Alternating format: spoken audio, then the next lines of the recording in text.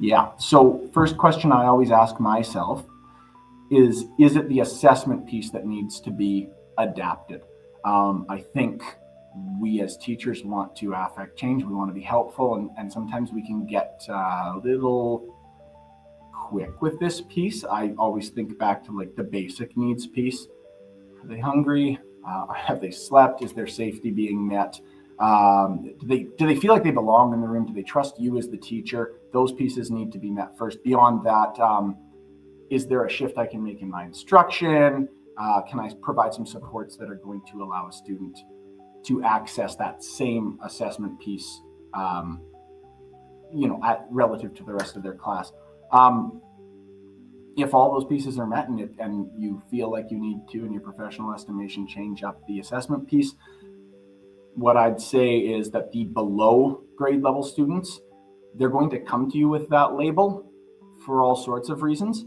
Um, I want to use those assessment opportunities, I think, to show them that their competencies are there and that they can build confidence through them. So, what I mean by that is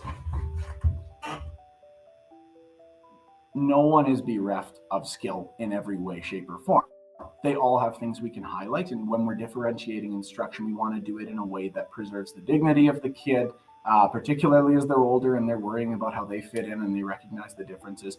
If there's some subtle shift you can make in the assessment so as to keep them sort of along the same path there, and whether it's a class or whether it's a project, that you want to do that. You want to find a way to have that minimal amount of intervention for the most bang for your buck, so to speak.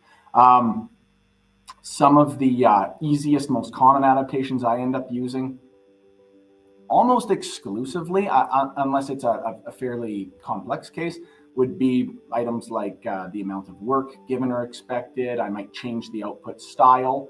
So if it's a piece where I need them to do it, or if they are doing it on writing, we have limited tech, but I make sure that a young person who might have challenges with organization has a device there that can help them graphically organize some of their ideas. Or it's working with a trusted peer. Little things like that can go a long way in not like reinventing the wheel and making it feel like differentiated assessment needs to be a brand new experience for this one kid or these two kids. No, let's look first at, is there a way we can offer some tweaks to pieces around the assessment itself so as to not blow up the whole thing and make more work for everybody and make a young person feel othered, those kinds of things. So just keep an eye out for simple pieces there.